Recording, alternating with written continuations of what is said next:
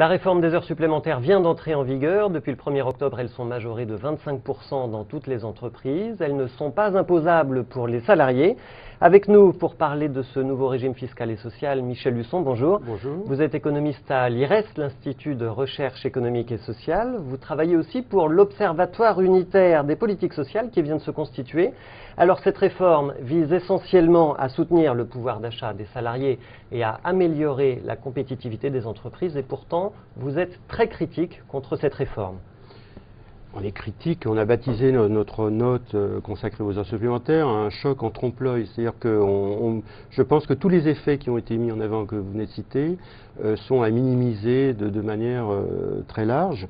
Pour commencer, sur le pouvoir d'achat, il y a une espèce de consensus, d'ailleurs assez curieux, y compris chez des économistes qui sont plutôt favorables au gouvernement, sur le fait que la relance sur le pouvoir d'achat aura un impact limité, enfin très discutable. Vous l'avez chiffré à combien ?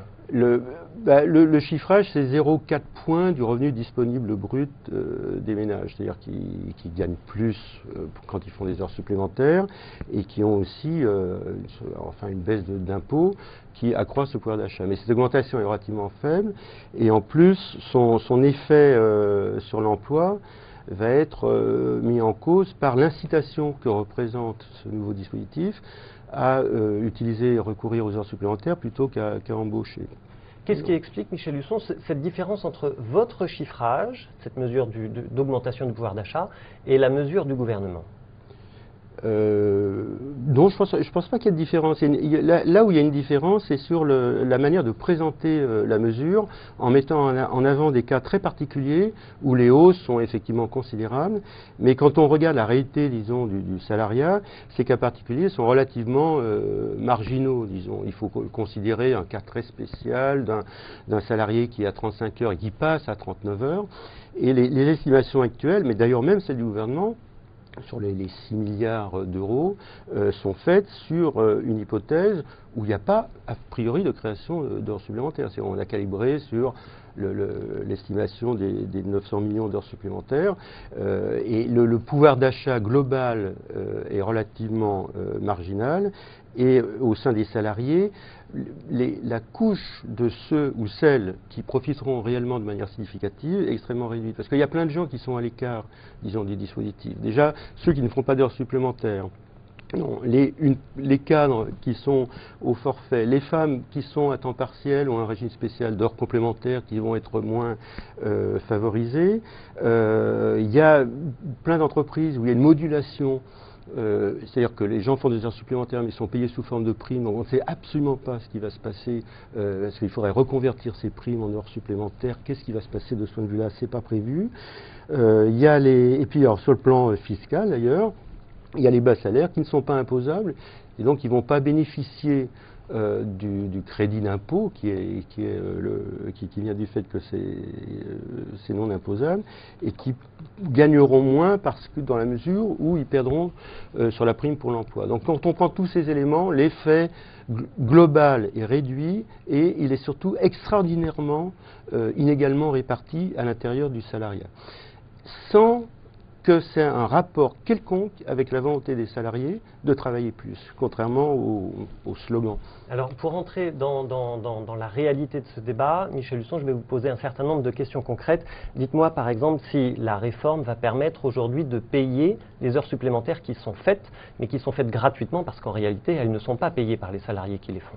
Alors ça, c'est pas absolument à moi qu'il faudrait poser cette question, parce que c'est de la grande inconnue. C'est-à-dire, il y a des risques de toutes sortes. C'est-à-dire, nous, on incite beaucoup dans cette note sur le flou et donc la source, soit d'inégalité, soit, disons, de conflits et de tensions au sein des entreprises, parce que toutes ces questions sont absolument pas liées. C'est-à-dire, dans les entreprises, par exemple, où on travaille au noir et on donne une prime, etc., toute la question est de savoir si le chef d'entreprise va pouvoir faire un calcul, s'il accepte de faire un cadeau, parce qu'il faut bien voir que le fait que ça soit net d'impôt est un cadeau qui peut être fait, qui ne coûte rien au chef d'entreprise, mais qui est un cadeau pour le salarié, même si la situation est neutre du point de vue de son employeur, c'est-à-dire qu'il ne paye pas plus au bout du compte. Bon. Et donc là il y a c'est l'inconnu absolument total, où ça dépendra de la situation, disons, du rapport de force que peut avoir un salarié avec son employeur. Il y a une inconnue sur ce point. Qu'est-ce qu'il en est, par exemple, du compte épargne-temps qui est alimenté dans la police, par exemple, par les heures supplémentaires qui ne sont pas payées? Alors là, c'est encore un autre problème. C'est une des particularités de cette loi, c'est qu'il n'y a pas de décret d'application dans la fonction publique, et que la grande inconnue, c'est le traitement des enseignants et effectivement des policiers qui ont un retard d'heures supplémentaires. Et là encore, c'est pas par ignorance, mais on ne peut pas répondre à cette question parce qu'elle n'a pas été tranchée. Ça représente des sommes considérables. Est-ce que vous êtes au moins d'accord, Michel Husson, pour dire que cette réforme va permettre de baisser le coût du travail? Alors là, on a fait des calculs, on peut faire des calculs très précis parce que ça dépend beaucoup à la fois de la taille de l'entreprise, puisque les entreprises de moins de 20 ont un supplément plus important sur les supplémentaires, parce qu'actuellement elles sont payées qu'à 10% dans ces entreprises. Ça dépend de la taille de l'entreprise, puis ça dépend du niveau du salaire, parce que ça doit se combiner avec les allègements Fillon, qui sont dégressifs, enfin qui partent du SMIC et qui s'arrêtent à 1,6 fois SMIC. Donc c'est compliqué. Donc on a calculé dans notre note des abacs qui ne sont pas très réjouissantes, et on s'aperçoit qu'en gros, la baisse du coût du travail la baisse du coût du travail moyen est relativement faible. C'est-à-dire qu'on ne peut pas compter avoir un effet, disons, de substitution au capital-travail, ou même voire de compétitivité, qu'on croit ou pas à l'importance de ces effets.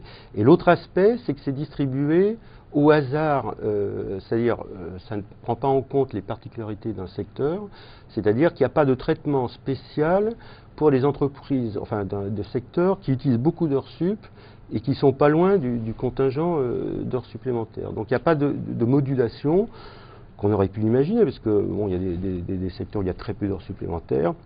D'autres, il y en a beaucoup, ces aspects-là ne sont pas nuancés. Donc, probablement, la contrainte, bon, là où il y a beaucoup d'heures supplémentaires, ça va buter sur la contrainte des quotas, et donc ça va limiter d'autant l'intérêt pour les entreprises en termes de coût du travail. Il faudra regarder précisément dans l'avenir les cas concrets et les effets concrets de cette réforme.